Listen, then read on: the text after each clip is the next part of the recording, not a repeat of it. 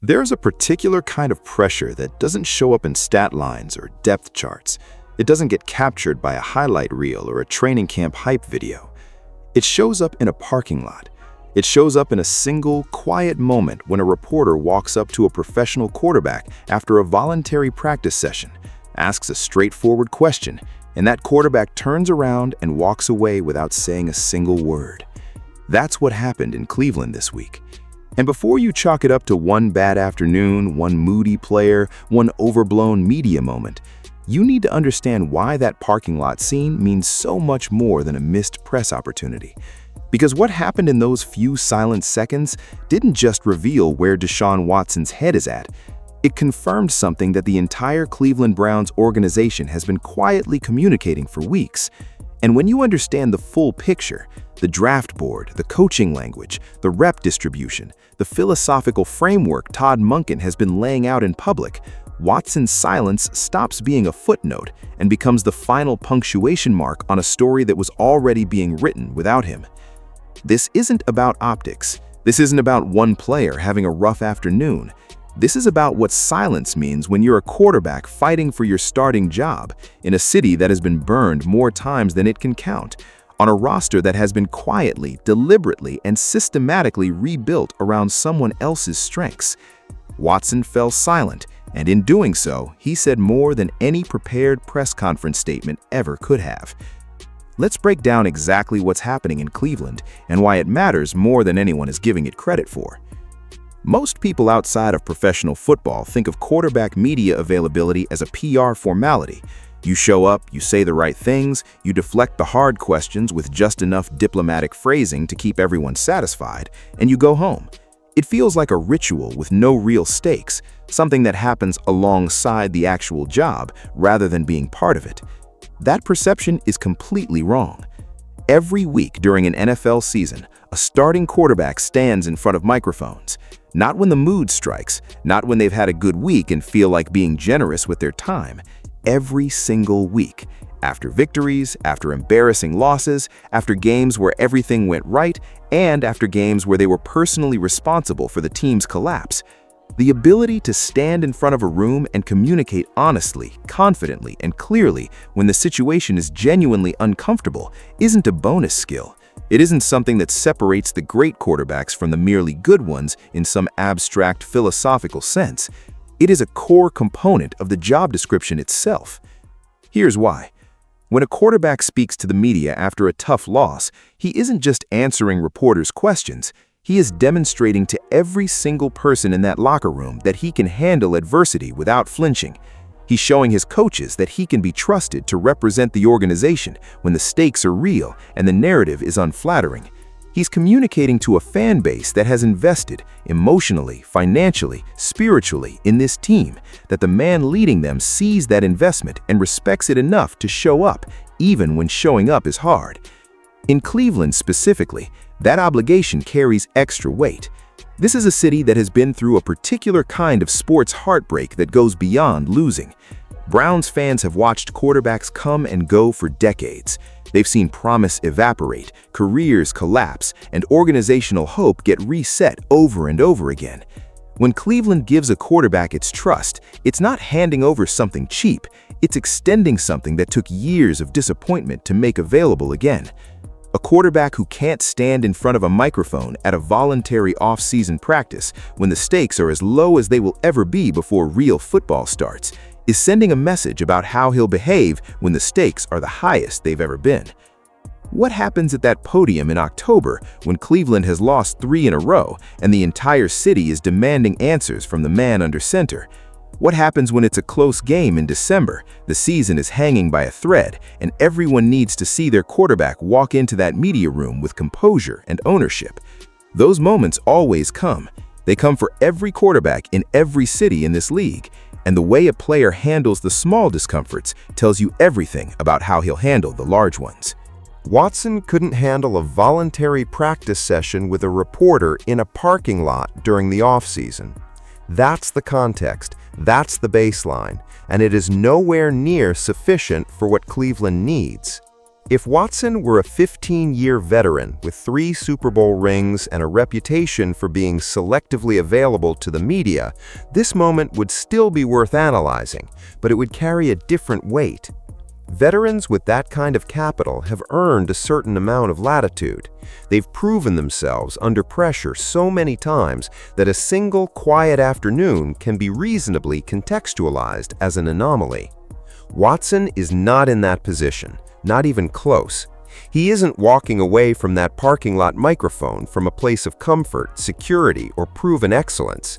He's doing it while sitting directly in the middle of a quarterback competition that every organizational signal suggests he is currently losing. From weeks leading up to this moment, the Browns have been telegraphing their direction through every mechanism available to them, short of an official announcement.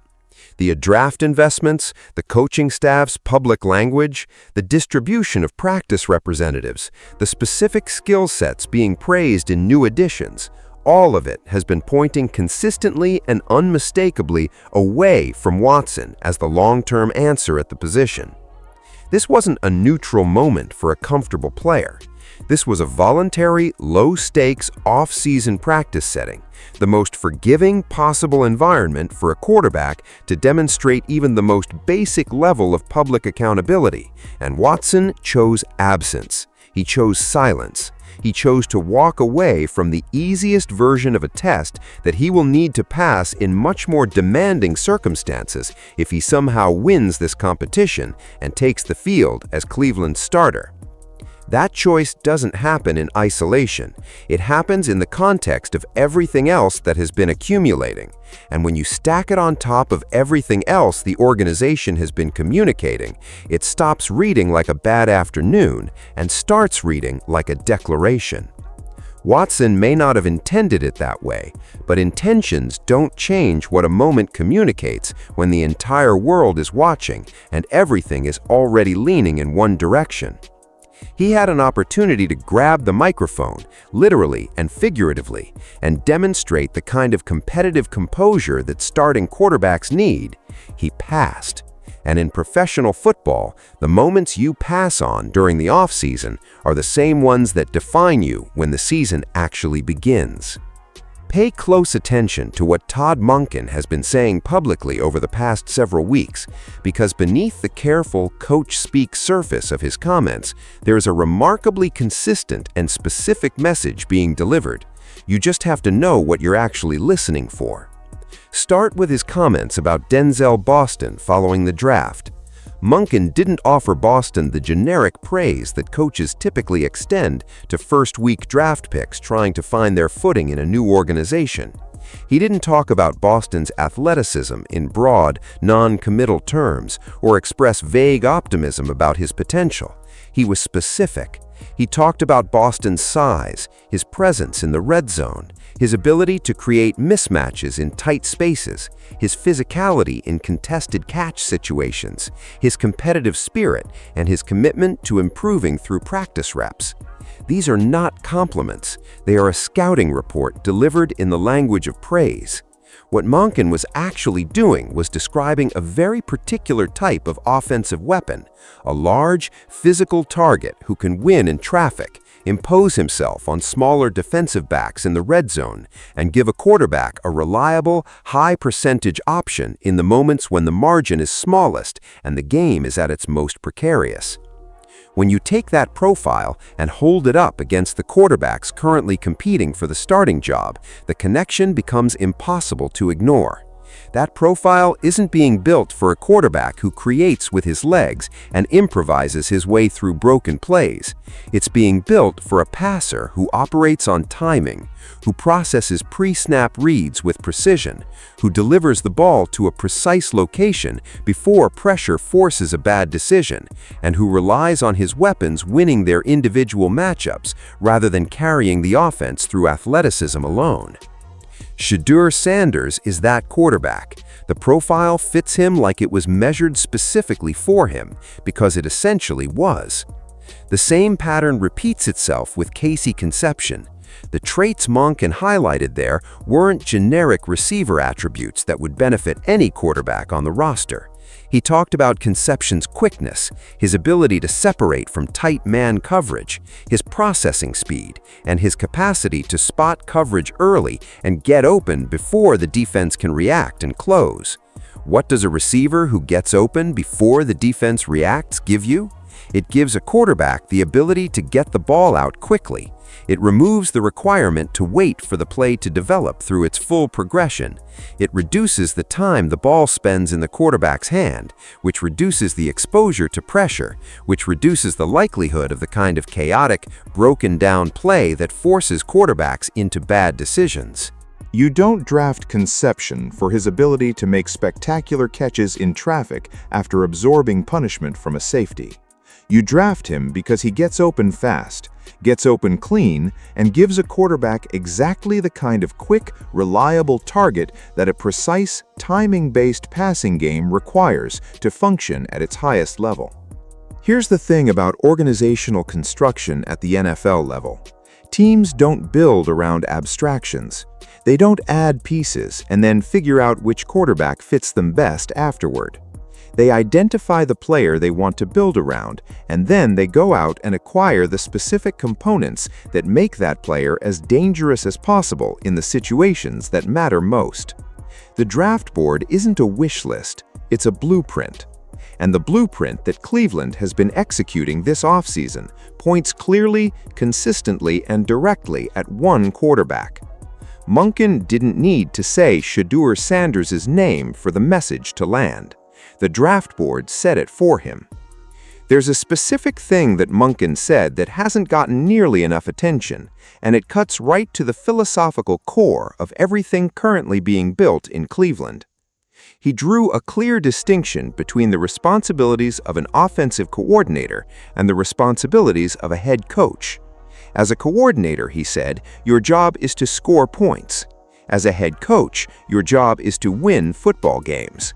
And those two things, he made clear, are not the same. That sounds like a subtle distinction. It isn't. Scoring points requires a quarterback who can produce, who can move the ball through the air with authority, who can make enough correct decisions to sustain drives, who has the arm talent and accuracy to put points on the board when the offense is functioning properly. Cleveland has seen quarterbacks who could score. They've had seasons that featured plenty of explosive offensive moments alongside results that ultimately disappointed. Winning football games requires something that's considerably harder to quantify and considerably harder to find. It requires a quarterback who can control the game when the game is actively trying to control him, who doesn't press when the protection breaks down and the system collapses around him, who makes small, smart, disciplined decisions that sustain drives and protect possessions instead of swinging for maximum production and accepting the turnovers that come with that approach, who plays clean football in the fourth quarter when the margin is a single possession and one mistake changes the entire outcome of the season. That standard eliminates a lot of quarterbacks who look great in highlight reels and generate a lot of offensive excitement. It's a higher, harder, less flashy standard. And when you apply it honestly to the two quarterbacks competing in Cleveland right now, the answer that emerges is not particularly ambiguous. Watson, throughout his NFL career, has shown flashes of the kind of production that makes a coordinator happy. He has also shown repeatedly and in high-stakes moments the kind of inconsistency and instability that prevents a head coach from building sustainable, reliable winning around him. The Cleveland experiment, before it was derailed by everything that happened off the field, produced enough evidence of that pattern to take it seriously. Sanders, working with a completely different professional track record because he's just beginning his NFL career, has displayed something in his approach to this offseason that speaks directly to Monken's distinction. The preparation has been meticulous. The study of the offense has been thorough and consistent. The daily presence at the facility, the attention to individual practice reps, The kind of unsexy, unglamorous grind that doesn't generate headlines, but does generate the foundation for exactly the kind of controlled, clean quarterback play that a head coach trying to win football games requires. It has all been there, consistently, since the day Sanders arrived in Cleveland. Monken didn't establish that philosophical framework as an academic exercise. He established it as a description of what he's actually trying to build. And what he's trying to build looks a lot more like Shedeur Sanders than it looks like Deshaun Watson. Here's an additional layer that's been sitting beneath the entire conversation, and it matters more than people are acknowledging. Monken has admitted publicly that there is an unresolved question at the center position that the Browns are still working through. He's acknowledged that the interior of this offensive line is not settled, that there are still answers to find, and that the configuration of the protection in front of the quarterback is not finalized. Most people hear that and process it as an organizational challenge to solve before the season starts. That's accurate, but there's a more immediate and more important implication buried in that acknowledgement, and it connects directly to the quarterback competition. When you have real uncertainty in the middle of your offensive line, when your center situation is legitimately unsettled and interior pressure is a legitimate concern, the requirements you place on your quarterback change dramatically. A quarterback operating behind a line with known vulnerabilities at center cannot afford to be someone who holds the ball too long. He cannot be someone who requires the protection to be clean and complete before he can function at his best. He cannot be someone whose processing time is slow enough that interior rushers are regularly in his face before he's finished his reads and delivered the football. The quarterback who succeeds behind a questionable interior offensive line is the quarterback who processes pre-snap information quickly, who makes decisions before the pressure arrives rather than reacting to it after it's already in the backfield, who has the football intelligence and the mechanical discipline to sense what the defense is doing and get the ball out on time. Quick decision-making isn't just a stylistic preference in that environment. It becomes the single most important quality in the entire offensive equation, because without it, a shaky center situation doesn't just create pressure, it creates disaster.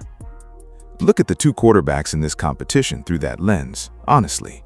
Which one of them, based on everything that has been visible this offseason, fits that requirement?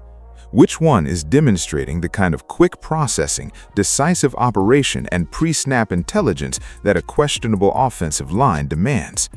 The answer isn't difficult, and the fact that Monken brought up the center uncertainty publicly while simultaneously praising receivers who help a quarterback get the ball out quickly, while simultaneously watching one quarterback prepare with meticulous, daily consistency and another quarterback walk away from a parking lot microphone, all of that is connected. None of it is happening in isolation. While Deshaun Watson was declining to speak to the media at a voluntary practice session, Shedeur Sanders was doing what he has been doing every single day since he arrived at the Browns facility. He was working. Not performing for the camera, not generating content for the hype cycle, not doing the theatrical version of preparation that looks great on social media but doesn't actually translate into anything meaningful when the game starts and the real pressure arrives. He was in the building. He was taking his reps seriously. He was studying the offense with the kind of daily, compounding consistency that doesn't produce dramatic moments, but does produce the deep, reliable competence that winning quarterback play actually requires. There's a version of NFL quarterback preparation that is primarily about optics, about being seen doing the right things, about generating the visual evidence of work ethic without necessarily doing the harder, quieter, more demanding version of it. Coaches can tell the difference. The people inside that building who have spent their entire professional lives evaluating quarterbacks can see through the surface immediately. They know the difference between a player who is present and a player who is genuinely preparing. They know the difference between a player who takes his reps because someone is watching and a player who takes his reps because he understands that the reps themselves are what makes the difference when the game is on the line. Sanders has been doing the latter. consistently, without interruption, without the kind of disengagement, absence, or visible frustration that communicates to a coaching staff that the difficulty of the situation is beginning to overwhelm the player experiencing it. He has been showing up and doing the work, and he has been doing it in a way that makes clear he understands what the work is actually for. Coaches notice everything. That's not a motivational slogan. It's a factual description of how the NFL evaluation process operates. When no cameras are rolling, a coach knows who is still in the film room. When practice ends, a coach knows who stays late and who leaves early. When the competitive pressure of a quarterback battle intensifies, a coach watches to see which player leans into the difficulty and which one retreats from it.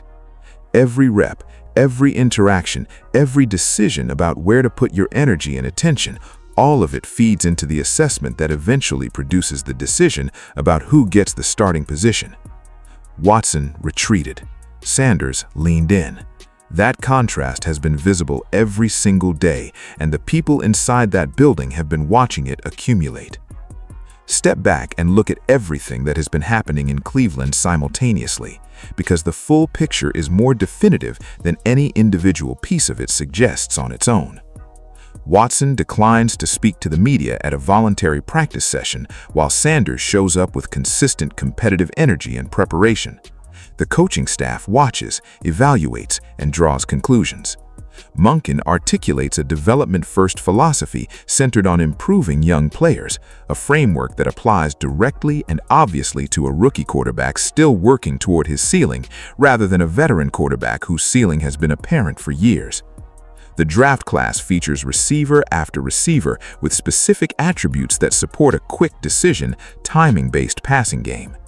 The organizational language from everyone with a platform, coaches, front office personnel, team representatives, have been pointing in a consistent direction for weeks. The rep distribution at minicamp followed the same pattern.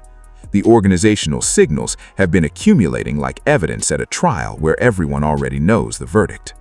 And now, on top of all of it, Watson's silence. It's important to be clear about what Watson's silence does and does not mean on its own. A single moment at a single voluntary practice does not end a quarterback competition in isolation. Players have bad days. Athletes have moments where the most reasonable use of their energy is to keep things internal and disengage from external obligations. That's real. That happens. But this moment does not exist in isolation. It exists within a specific, heavily loaded context in which every other signal has already been pointing in the same direction. It exists as the capstone on an off-season's worth of accumulated evidence. Watson's silence didn't create the narrative that he is losing this competition. The narrative was already fully formed. His silence simply confirmed it in the most publicly visible and symbolically resonant way possible. The organizational structure has spoken, the coaching language has spoken, the draft investments have spoken, the rep distribution has spoken, the philosophical framework has spoken, and now Watson himself has spoken, through the particular eloquence of saying absolutely nothing when saying something was exactly what the moment required. The announcement hasn't come yet. The official, podium-delivered, press conference formatted declaration that Shedeur Sanders is the starting quarterback of the Cleveland Browns has not been made. Watson is still technically in the competition. The organization is still publicly maintaining the language of an open battle. None of that has changed. But here's the thing about organizational decision-making at the NFL level. The formal announcement is almost never the moment the decision actually gets made. The decision gets made gradually, through the accumulation of evidence, evaluation, and competitive demonstration that unfolds over weeks and months of preparation. By the time the announcement arrives, everyone inside the building has known for a while. The announcement is administrative. The decision is already real. In Cleveland, the decision has the feel of something already real. It has felt that way since Shedeur Sanders arrived at the facility and began doing everything that a coaching staff building towards sustainable winning would want their starting quarterback to do. It has felt that way through every draft choice that added another piece specifically suited to his strengths. It has felt that way through every public comment Monken has made that, when you read it carefully, describes a fallacy that maps directly onto what Sanders provides. It has felt that way through the minicamp rep distribution, through the organizational language, through all of it. And now, it feels that way through Watson's silence. Because the contrast between what Watson did in that parking lot and what Sanders has been doing every single day in that facility isn't the kind of contrast that a coaching staff forgets when they're making the final decision. It's the kind of contrast that crystallizes everything. It's the kind of moment that takes a decision that was already being made and removes whatever residual uncertainty was still present. This is not an overnight takeover. It is not the sudden emergence of a dark horse candidate who surprised everyone by outperforming expectations. It is the inevitable conclusion of a process that Shedeur Sanders started building the moment he decided this opportunity was worth everything he had. Since his arrival, he has been constructing his case one rep at a time, one practice day at a time, one quiet film session and one extra rep at a time. The case is now almost entirely built. The architecture of it is visible to everyone paying attention.